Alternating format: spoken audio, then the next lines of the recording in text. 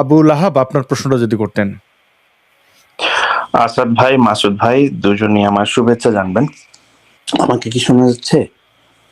পরিষ্কার শোনা হ্যাঁ, যাচ্ছে। কেমন আছেন আপনারা? আমরা ভালো আছি। আম, একটা হাদিস কখনো একবার শুনেছিলাম, যেটা হচ্ছে যেটা বলে আম, যে দেশে বা যে অঞ্চলে প্রকাশ্যে আম, আজান হয় না 5 বার, সেখানে বাস করা হারাম। হুম। আম, প্রশ্ন হচ্ছে যে এই এই এই হাদিসটা কতটুকু সহি, আর যদি সহি হয়ে থাকে এটার সোর্স কি কোথাও পাওয়া যাবে কিনা? না, প্রথম কথা হচ্ছে ভাই, এই যে আপনি যেটা বলেন এই হাদিসটা সহি না, এটা সহি না আর কি, এটুকু। আচ্ছা, এই ধরনের কি কোনো এই ধরনের কোনো আছে কি? যেমন একটা জিনিস তো দেখা যায় যে মানে নন মুসলিম দেশে বসবাস করা হিসেবে আর কি, ওই যে মানে পার্মানেন্ট হিসেবে বসবাস করা কতটুকু ইসলাম সম্মত? হ্যাঁ, আচ্ছা, এই বিষয়ে শায়েখ আহমদুল্লাহর ফতোয়া আছে, যদিও ফতোয়াটাকে তিনি নরম করে দিয়েছেন। কিন্তু সত্যি কথা হচ্ছে, অমুসলিম সংখ্যাগরিষ্ঠ দেশে মুসলমানদের জন্য একমাত্র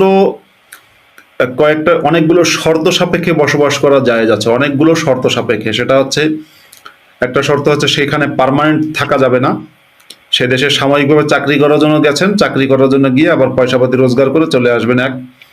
দ্বিতীয়ত, সেখানে আপনার ইমান রক্ষা করার যাবতীয় উপকরণ থাকতে হবে। যেমন যদি নারী পুরুষের অবাধ মেলামেশা থাকে, আপনি সেই দেশে বসবাস করতে পারবেন না, কারণ আপনার ইমান হুমকিতে পড়বে। হ্যাঁ, এরকম অনেকগুলো কন্ডিশন আছে। কিন্তু এখন আজকের যুগে ইউরোপে বা আমেরিকায় বা অন্যান্য দেশগুলোতে, অমুসলিমদের দেশগুলোতে যে ধরনের সোসাইটি তৈরি হয়েছে, যেখানে মেয়েরা নারী পুরুষের স্বাভাবিক মেলামেশা আছে, বা নারী পুরুষের মধ্যে কোনো পার্থক্য নেই, তারপরে মেয়েরা খোলামেলা পোশাক আশাক পরে, এই সব কিছুতে কোনোভাবেই মুসলমানের ইমান রক্ষা পাবে না। সেই জন্য ওই সমস্ত দেশে মুসলমানদের জন্য বসবাস করা এই মুহূর্তে জায়েজ নেই। এটার কি কোনো সোর্স আছে মাসুদ ভাই? হ্যাঁ, এটার সোর্স আছে, এ সম্পর্কিত অনেকগুলো ফতোয়া আছে। যেমন কোরআনের কিছু আয়াতও আছে, যদিও সে আয়াত আমি সরি আপনাকে ইন্টারাপ্ট করার জন্য। ফতোয়া না, আমি আসলে চাইছিলাম কি কোরআন বা হাদিসের সোর্স, কারণ আধুনিক মুসলমানরা তো ফতোয়াকে ওরা মানে না, ওরা ওরা চায় যে আরো অথেন্টিক সোর্স চায়।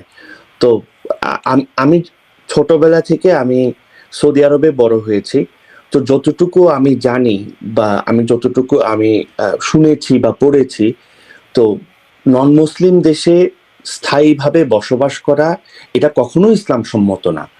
বাট এখন আমি থাকি নন মুসলিম দেশে, এখানে দেখি মুসলমানরা প্রচুর মানে বিভিন্ন ওরাও নিজেরা নিজেরা কি কি ফতোয়া সব আর কি আবিষ্কার করে যে না, নন মুসলিম দেশে থাকা যাবে, কারণ ওদের তো সিটিজেনশিপ লাগবে, ওদের তো পার্মানেন্ট রেসিডেন্স লাগবে। হ্যাঁ, তো এই সম্পর্কিত আর কি ওদেরকে মানে ওদেরকে দেওয়ার জন্য এই ধরনের কোনো হাদিসের সোর্স বা কোরআনের সোর্স কি আছে কোথাও? কোরআনের আয়াতই আছে। ইন্নাল্লাযীনা তাওয়াফফাহুমুল মালাইকাতু যালিমি আনফুসিহিম ক্বালু ফীমা কুনতুম ক্বালু কুন্না মুস্তাদআফিনা ফিল আরদ ক্বালু আলাম তাকুন আরদুল্লাহি ওয়াসিআতান ফাতুহাজিরু ফিহা। এই আয়াতটা যদি আপনি পড়েন, এটা হচ্ছে সূরা আন-নিসার আয়াত নম্বর সম্ভবত 97 নম্বর আয়াত। যার অর্থ হচ্ছে, নিশ্চয়ই যাদেরকে তাওয়াফফাহুমুল মালাইকাতু, ফেরেশতারা যাদের জান কবজ করে, এই অবস্থায় তারা নিজেদেরকে জুলুম করেছে, নিজেদের উপর জুলুম করেছে। আর নিজেদের উপর জুলুম করার একটা ব্যাখ্যা হচ্ছে, বা নিজেদের উপর জুলুম করার ব্যাখ্যা হচ্ছে শিরিক কিংবা পাপাচারে লিপ্ত হওয়া। তার মানে তারা শিরিক বা কোন রকম পাপাচার বা পাপের কাজে লিপ্ত হয়েছে। এবার সেই ব্যক্তিকে যখন যদি জিজ্ঞাসা করা হয় তাদেরকে, ক্বালু ফীমা কুনতুম, তোমরা কেন, কোথায় ছিলে, কেন তোমরা নেক কাজ করনি বা পাপাচার করেছ, তখন তারা যদি বলে, কুন্না মুস্তাদআফিনা ফিল আরদ, আমরা তো পৃথিবীতে বা আমরা জমিনে ছিলাম, দুর্বল ছিলাম। হ্যাঁ, তখন তাদেরকে আল্লাহর পক্ষ থেকে যেটা জবাব দেয়া হবে, ক্বালু বা ফেরেশতারা জবাব দেবে, আলাম তাকুন আরদুল্লাহি ওয়াসিআতান, আল্লাহর পৃথিবীর, আল্লাহর জমিন কি প্রশস্ত ছিল না? তুমি যেখানে হিজরত করে যেতে পারতে। এবার তাদের সম্পর্কে বলা আছে ফাউলাইকা মাওয়াহুম জাহান্নাম ওয়াসাআত মাসীরা, যে অবশ্যই তাদের ঠিকানা হচ্ছে জাহান্নাম, এবং জাহান্নাম কতই না নিকৃষ্ট আবাসস্থল। এই আয়াতের আপনারা যদি তাফসীর দেখেন, তাফসীর দেখলে এই আয়াতের সারমর্ম থেকে এই কথা বোঝা যায় যে যে সমস্ত, আপনি যদি অমুসলিমদের দেশে জন্মগ্রহণও করেন, ধরুন আপনি জন্মগতভাবে আপনি হয়তো ডেনমার্কে জন্মগ্রহণ করেছেন, হ্যাঁ, কিংবা আপনি নিউজিল্যান্ডে জন্মগ্রহণ করেছেন, এখন সেখানে আপনি ইসলাম গ্রহণ করেছেন বা আপনি জন্মগত মুসলিম, আপনি দেখছেন এখানে আপনার ইমান রক্ষা হচ্ছে না, কারণ সেখানে মেয়েরা শর্ট স্কার্ট পরে চলে, তারপরে আপনার বারবার মেয়েদের দিকে তাকাতে হয়, এই সমস্ত ইমান যে রক্ষা না হয়, আপনার উচিত ছিল যে ওই দেশ থেকে হিজরত করে আফগানিস্তানে কিংবা ইরাকে, হ্যাঁ, কিংবা পাকিস্তান অবশ্য অত সহি দেশ না, আফগানিস্তানে কিংবা ইরাকে যেখানে ইসলামিক স্টেট আছে সেরকম কোনো দেশে চলে যাওয়া। আপনি সেটা গেলেন না, তখন আপনাকে কিন্তু আল্লাহ তাআলা শাস্তি দেবে, জাহান্নামে নেবে। এই আয়াত থেকে স্পষ্ট, একেবারে কোরআনের আয়াত থেকে আমি বললাম। শুধু তাই না, আমি যদি 100 নম্বর আয়াত বলি, ওয়ামাই ইউহাজির ফি সাবিলিল্লাহি ইয়াজিদ ফিল আরদি মুরাগামান কাসীরাতাম ওয়া সাআহ, যে ব্যক্তি হিজরত করবে, কারণ হিজরতের সিস্টেমটা কি, আপনি আপনার নিজের দেশে ঈমান রক্ষা করতে পারছেন না, তাই আপনি অন্য দেশে চলে যাচ্ছেন, যেটাকে বলে হিজরত। মুহাম্মদও হিজরত করেছে। তো যে ব্যক্তি হিজরত করবে সে অনেক প্রশস্ততা পাবে, আল্লাহর পক্ষ থেকে অনেক প্রশস্ততা তার আসবে। সুতরাং আমি যারা একেবারে বিশ্বাসী মুসলিম, কঠোর মুসলিম, প্র্যাকটিসিং মুসলিম, তাদেরকে আমি বলবো আপনাদের জন্য এখন পারফেক্ট জায়গা হচ্ছে আফগানিস্তান কিংবা ইরাক সিরিয়ার যে অঞ্চলগুলোতে ইসলামিক স্টেট আছে সেই জায়গাগুলোতে চলে যাওয়া। মাসুদ ভাই, এখানে একজন মানুষ আমাদেরকে ওয়ার্ন করেছেন যে তার নামটি লিখেছেন ইমরান স্টোরি সেন্টার। তো আমি চলে যাচ্ছি, আবার আসবো, এর মধ্যে তোমরা সঠিক হও, তা না হলে খবর আছে। তো ভাই খবর একটা জিনিস বলে দিই, খবর মানে হচ্ছে সংবাদ, খবর আরবি শব্দ, অর্থ সংবাদ। খবর আছে মানে হচ্ছে সংবাদ আছে, উনি হয়তো আমাদের কোনো একটা সংবাদ জানাবে। ওকে, অসুবিধা নাই, I am waiting for that. আচ্ছা আচ্ছা, আবু লাহাব, আমার মনে হয় আপনার প্রশ্নটি সম্পন্ন হয়েছে নাকি? হ্যাঁ, ধন্যবাদ আপনাদের, অনেক ধন্যবাদ।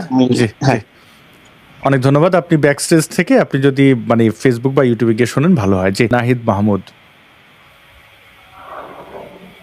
জি ভাইয়া, আমার প্রশ্নটা হচ্ছে মুফতি আব্দুল্লাহ মাসুদ ভাইয়ের কাছে।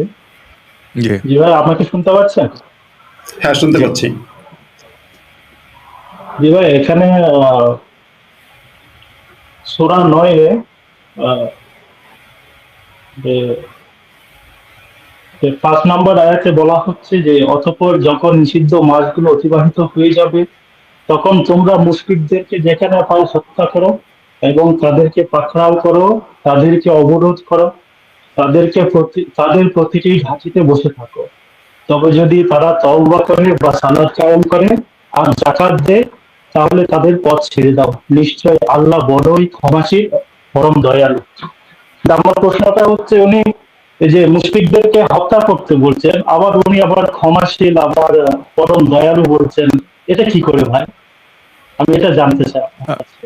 অনেক ধন্যবাদ Okay. নাহিদ মাহমুদ। আপনার এখানে শব্দে একটু প্রবলেম হচ্ছিল, আপনাকে আমি ব্যাক স্টেজে রাখছি, বা আপনি আপনার প্রশ্নের উত্তরটা ইউটিউব থেকে বা ফেসবুক থেকে শুনে নেবেন। হ্যাঁ, অনেক ধন্যবাদ।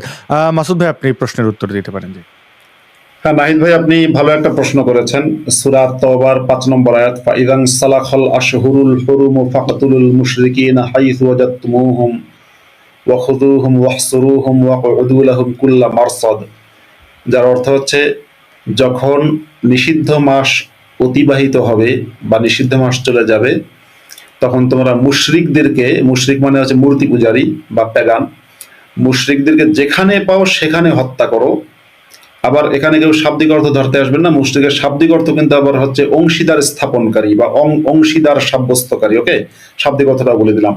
যাই হোক, মুশরিকদেরকে যেখানে পাও সেখানে হত্যা করো, এবং তাদেরকে শুধু হত্যা করো তা না, ফাখুযুহুম ওয়াহসুরুহুম, তাদেরকে ধরার জন্য ওত পেতে থাকো, মানে অর্থাৎ বিভিন্ন ঘাটিতে ঘাটিতে, কুল্লা মারসাদ, বিভিন্ন ঘাটিতে ঘাটিতে ওত পেতে থাকো, যে সুযোগ পেলে গিয়ে পিছন দিয়ে সামনে দিয়ে কুপিয়ে হত্যা করবো, সেভাবে ওত পেতে থাকো। তো এইটা বলার উদ্দেশ্য হচ্ছে যে মোহাম্মদ তো আপনারা জানেন যে এক ধরনের মানে সন্ত্রাসবাদ, মানে এক ধরনের টেরর কায়েম করেছিলেন, যাকে আরবিতে বলে ইরহাব।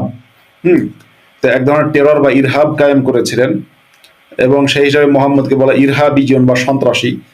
তিনি তার ধর্মের প্রতিষ্ঠা করার জন্য এই হুমকি দিয়েছিলেন যে তোমরা এই নির্দিষ্ট 4 মাস বা এই যে নিষিদ্ধ মাস, এটা অতিবাহিত হওয়ার পরে তোমাদের কারো পক্ষে আর অমুসলিম থাকা সম্ভব না, হয় ইসলাম গ্রহণ করো, নয়তো আমাদের তলোয়ারের মুখোমুখি হও। সেই কথাটাই এখানে বলা হয়েছে, এবং ওই হুকুমটা আজকের দিন পর্যন্ত বলবৎ, এমন না যে ওটা ওইখানেই শেষ। অর্থাৎ আজকের দিন পর্যন্ত মোহাম্মদের শরিয়া আইনের হুকুম হচ্ছে এই, যে যারা মুশরিক, ইহুদি খ্রিস্টানরা জিজিয়া দিয়ে বসবাস করতে পারবে, অসম্মানজনক, লজ্জাজনক জিজিয়া। আর যারা মুশরিক, তারা হয় ইম্মাল ইসলাম ও ইম্মাল কতল, হয় মুসলমান হও, নয়তো তাদের খুন হয়ে যেতে হবে। অনেক ধন্যবাদ মাসুদ ভাই। আপনি উত্তর দিয়েছেন মিস্টার নাহিদকে। এখন আমাদের মাঝে সাজু মিয়া ছিলেন, আমি তাকে হারিয়ে ফেললাম, তিনি নিশ্চয়ই আবার যুক্ত হবেন। আমি এখন কামরুল, আপনাকে আমি যুক্ত করছি, কিন্তু অনুরোধ থাকবে যে আপনি প্রশ্নটি করবেন। কামরুল, আপনি স্ক্রিনে আছেন।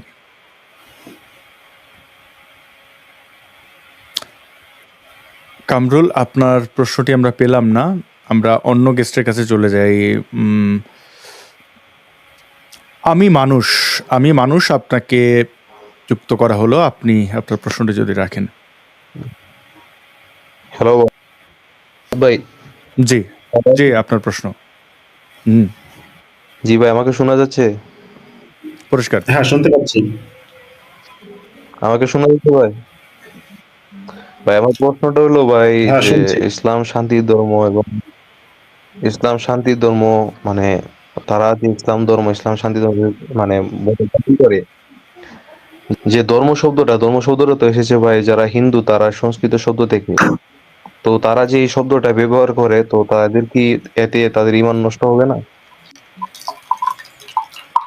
ধর্ম, এটা একটা আপনি যেহেতু এটা লোডেড হিন্দুদের কোশ্চেন। সংস্কৃত শব্দ না, থেকে এটা নেওয়া। এটা হিন্দুদের থেকে ধর্ম আসে নাই। আপনি যেটা বলছেন ধর্ম মানে ধারণ করা, এটা একটা গোজামিল, আমার এটা মনে হয় না। এবং মোহাম্মদ হিন্দুদের ব্যাপারে, বা যদি এটা হয়েও থাকে, বললাম যে একটা কিছু, এটা হিন্দুদের আবিষ্কার, কিন্তু সে মোহাম্মদের এগুলো জানার কথা না কোনো কারণেই। আমার মনে হয় যে প্রশ্নটা লোডেড না কোশ্চেন, এটার আসলে আপনি এটা আচ্ছা, আচ্ছা, তাহলে আমি আরেকটা প্রশ্ন করছি।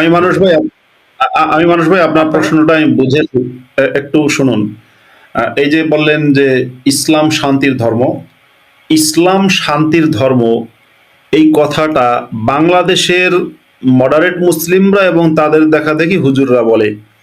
কিন্তু আপনার সবার জ্ঞাতার্থে জানাচ্ছি, ইসলাম শান্তির ধর্ম এই কথাটা কোরআনেও কোথাও নেই, হাদিসেও কোথাও নেই। আমি যদি আরবি করি, যেহেতু আমি আরবি ভাষা জানি, সেজন্য বলতে পারি ইসলাম শান্তির ধর্ম, এর আরবি হবে আল ইসলাম উদ্দিনুস সালামাতি। কিন্তু আল ইসলাম উদ্দিনুস সালামাহ এমন কথা কোরআনেও নেই, হাদিসেও নেই। ইসলাম শান্তির ধর্ম, এই কথাটা মোহাম্মদ দাবি করেনি, মোহাম্মদের সাহাবীরা কেউ দাবি করেনি, এবং মোহাম্মদের তাবেঈরা কেউ দাবি করেনি। বুখারী, মুসলিম, তিরমিজি, আবু দাউদ, নাসাই, ইবনে মাজাহ, মুয়াত্তা মালিক, আপনার মুসনাদে আহমদ, জাদুল মাদ, সিরাতে ইবনে হিশাম, সিরাতে তাবারি, কোনো জায়গায় লেখা নেই ইসলাম শান্তির ধর্ম। ইনফ্যাক্ট অনেক মানুষ একটা ধারণা করে যে ইসলাম মানে হচ্ছে শান্তি। ইসলাম মানে শান্তি নয়, এটা আমি বলছি না, এটা আমি তো জানি, এই বাংলাদেশের হুজুররাও স্বীকার করে। আলী হাসান ওসামার একটা ভিডিও আছে, জঙ্গি নেতা আলী হাসান ওসামার ভিডিও আছে, সে বলেছে ইসলাম শব্দের অর্থ শান্তি না। গুনবিও হ্যাঁ। বলেছে। জি, হ্যাঁ, গুনবিও বলেছে ইসলাম শব্দের অর্থ আত্মসমর্পণ করা। সুতরাং ইসলাম শান্তির ধর্ম, এই কথাটা ইসলামিক কথা না। ইসলাম শান্তির ধর্ম, এই বাক্যটা, এটা একটা ইসলামিক বাক্য না, মনে রাখবেন সবাই। অনেক ধন্যবাদ মাসুদ ভাই।